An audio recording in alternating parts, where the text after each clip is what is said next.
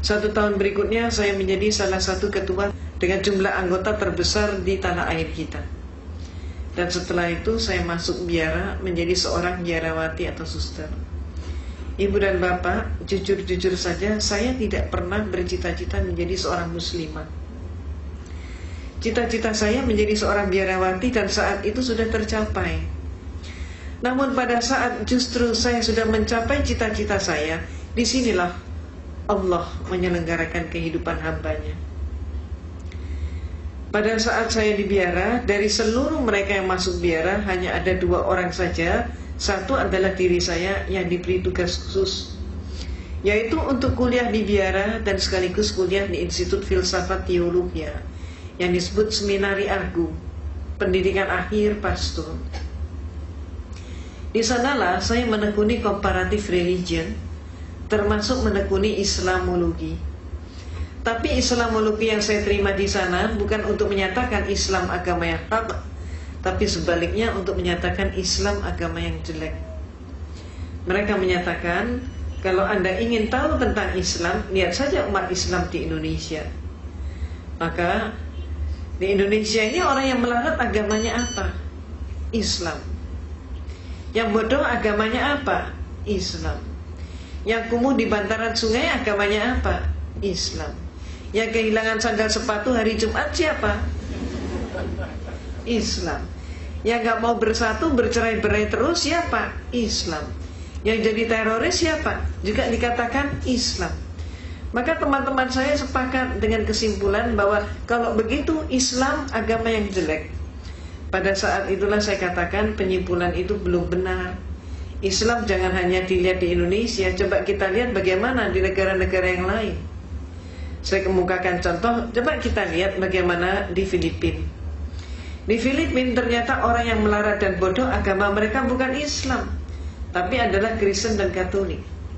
Meksiko adalah negara yang miskin, dan di sana yang jadi maling ayam, pencopet, pencuri, pemabuk, pemerkosa, penjudi dan lain sebagainya tidak ada satupun yang Islam. Semuanya adalah Katolik atau Kristen. Mesir keadaannya berbalik dengan tanah air kita. Kalau di Indonesia kita berbicara tentang pembantu rumah tangga dan dikatakan beragama Islam, majikannya banyak yang non-Islam. Tapi kalau di Mesir terbalik. Di Mesir justru majikan beragama Islam dan pembantunya justru Kristen dan Katolik. Dan selaris yang paling murah mereka datangkan dari Filipina yang beragama Katolik. Irlandia adalah sebuah negara yang tidak pernah selesai dengan konflik internal antara selatan dan utara.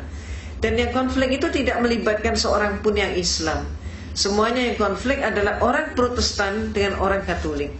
Mereka itulah yang saling membantai dan saling membunuh. Dan oleh masyarakat Eropa, yang dijuluki sebagai teroris itu adalah Irlandia dengan julukan khusus sebagai teroris Eropa. Lebih lanjut lagi kita ke Italia. Di Italia yang menjadi gembong obat bius dan perjudian, tidak ada satupun yang Islam. Semua mafioso beragama Katolik. Maka saya katakan kepada dosen saya, Pater, sebutannya Pater atau Pastor, saya katakan Pater, tidak terbukti bahwa Islam jelek.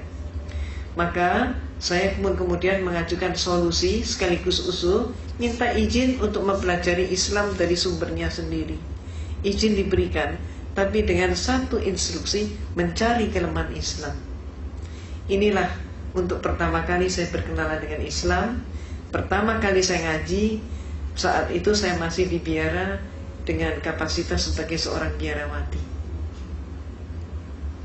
Tapi ketika saya memandang kitab suci Al-Quran, melihat huruf hijaiyah, saya pun jadi bingung. Ayat ini mana yang depan, mana yang belakang, mana yang atas, mana yang bawah, bingung sekali. Saya amati bentuk hurufnya, lebih bingung lagi. Hurufnya ini kok panjang-panjang, bulat-bulat seperti cendol. Saya nggak mampu. Maka akibatnya, karena keterbatasan waktu, saya putuskan saya harus ngaji dari terjemah. Ketika pertama kali saya memegang terjemah, apa yang terjadi? Keliru juga. Ayat Allah yang saya pelajari itu bukan dari depan ke belakang, tapi kebalik dari belakang ke depan. Dan akibatnya, yang pertama kali saya pelajari adalah surat Al-Ikhlas. Qul wallahu ahad, Allahu samad, lam yalid wa lam yulad wa lam yakul lahu kufuwan ahad. Malamnya saya ngaji surat Al-Ikhlas, persis pagi harinya saya mendapatkan kuliah teologi di mana dosen saya menyatakan Tuhan itu satu tapi pribadinya tiga. Inilah penyelenggaraan Allah. Sehingga malam harinya ada kekuatan yang mendorong saya untuk kembali ngaji. Allahu Ahad. Ini yang benar menurut suara hati saya begitu. Maka hari-hari berikutnya saya dialogkan dengan dosen saya. Saya katakan, Pater, saya belum paham hakikat Tuhan. Maka kemudian dosen saya pun bertanya, bagaimana mungkin seorang biarawati tidak paham hakikat Tuhan? Kaget sekali dia. Maka dia pun maju ke papan tulis, menggambar sebuah segitiga sama sisi. AB sama dengan BC sama dengan CA. Saya ditanya, segitiga ini berapa? 1. Sisinya berapa? 3. Itulah Tuhan itu satu tapi pribadinya 3, kata dosen saya. Maka kemudian saya pun mengatakan, kalau demikian Pater, suatu saat nanti kalau dunia sudah semakin maju, ipteknya pun semakin berkembang, Tuhan itu kalau cuma 3 pribadi tidak akan mampu untuk mengurus dunia. Paling setidak-tidaknya harus mendapatkan penambahan menjadi 4 pribadi. Jawab dosen saya, tidak bisa. Saya jawab, bisa saja. Maka saya pun maju ke papan tulis, menggambar segi 4 sama sisi. Kalau dosen saya menyatakan Tuhan itu pribadinya 3 dengan menggambar segitiga, maka saya gambar segi 4 sama sisi, sah-sah saja kalau saya katakan Tuhan itu pribadinya 4. Apa kata dosen saya? Tidak boleh. Kalau tadi tidak bisa, sekarang menjadi tidak boleh. Maka kemudian saya tanya, kenapa? Jawabnya, ini dogma. Dogma adalah hukum atau aturan yang dibuat oleh pemimpin gereja. Maka saya tanya, Pater, kalau saya belum paham dogma itu bagaimana? Dia mengatakan, Anda paham atau tidak, terima saja, telan saja, dan jangan dipertanyakan. Kalau Anda bertanya, kalau Anda ragu, hukumnya dosa. Walaupun saya sudah dijawab seperti itu, tapi malam hari ada keinginan yang demikian kuat untuk kembali mengkaji Al-Quran. Demikian terus-menerus terjadi, sehingga saya pun semakin ingin berdialog dengan dosen saya tentang masalah konsep Tuhan, tentang masalah tauhid, kalau kita menyebutnya demikian. Maka antara lain saya pernah bertanya, Pater, yang buat meja ini siapa? Saya pernah bertanya begitu. Maka kemudian dosen saya nampak dia menangkap ada sesuatu yang lain di balik pertanyaan saya. Dia tidak mau menjawab, bahkan saya disuruh menjawab sendiri. Dan saya pun menjawab. Saya katakan, Pater, kalau menurut saya yang membuat meja ini pasti tukang kayu. Lalu kenapa? Pasti tanya lagi dia. Saya jawab, kalau menurut saya meja ini walaupun dibuatnya setahun yang lalu, sampai 100 tahun kemudian meja ini tetap meja, tidak berubah menjadi tukang kayu, dan tidak ada satu pun meja yang mampu mengubah dirinya menjadi tukang kayu. Tukang kayu tidak boleh dipersamakan dengan meja. Maka dia pun bertanya, apa maksud Anda? Saya katakan, Pater, menurut pengamatan saya, Tuhan itu menciptakan alam semesta dan seluruh isinya termasuk manusia. Maka ada manusia yang dilahirkan setahun yang lalu, sampai 100 tahun kemudian ternyata dia tetap manusia. Bahkan sampai kiamat pun manusia tetap manusia. Tidak ada satu manusia pun yang mampu mengubah dirinya menjadi Tuhan, dan Tuhan tidak boleh dipersamakan dengan manusia. Malamnya saya ngaji lagi, dan hari-hari berikutnya saya dialog lagi, saya diskusi lagi. Saya pernah menyatakan juga, Pater, siapa yang melantik RB? Saya ditertawakan kali ini. Bagaimana mungkin seorang biarawati nggak ngerti siapa yang melantik RW? Maka saya jawab, sebetulnya saya mengerti. Maka kemudian dia baru tersenyum, dia kaget sekali. Apa sih maksud Anda? Dia tanya.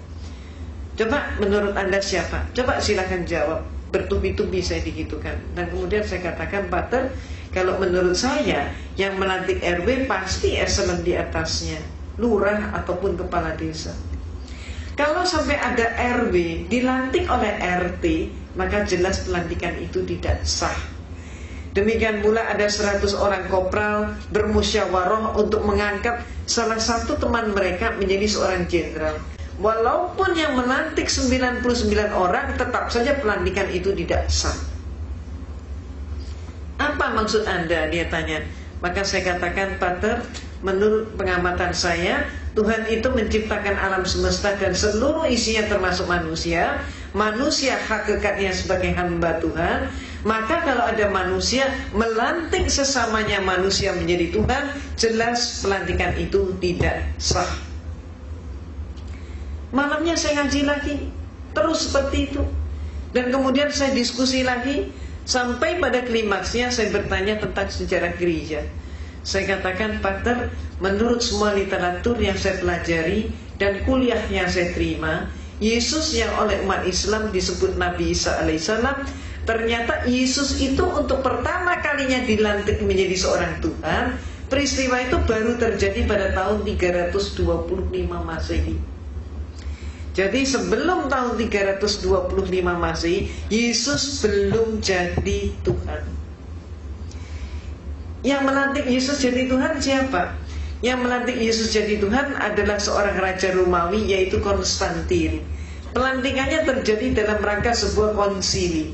Konsili ini bahasa Latin Romawi, artinya adalah konferensi, atau istilah kita yang lain adalah muktamar. Terjadi di kota Nizea. Maka disebut Konsili Nizea tahun 325 Masehi. Ini untuk pertama kalinya Yesus jadi Tuhan. Jadi sebelum itu dia belum jadi Tuhan. Sayangnya sejarah ini tidak dipahami oleh 98% umat Kristen. Walaupun sejarah ini ada di dalam buku-buku mereka.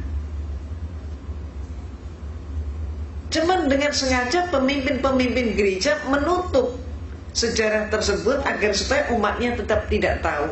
Kenapa? Kalau sampai umatnya tahu, umatnya akan terguncang sekali kalau mengetahui Yesus diproses dari manusia menjadi Tuhan, dan yang melantik adalah seorang manusia. Maaf, keadaan yang terjadi di tanah air kita, Kristennya sendiri juga nggak ngerti konsep ketuhanan Yesus, tidak tahu sejarahnya. Mereka kemudian menyerang kita umat Islam dengan program kristenisasi dan pemurtadan, sedangkan kita umat Islam juga sayangnya gak tahu sejarah itu. Itu sebabnya apa yang saya informasikan ini termasuk menjadi bekal dakwah kita. Kalau ada serangan, katakanlah yang hak itu hak, yang batil itu batil. Sejarah ini perlu diungkap.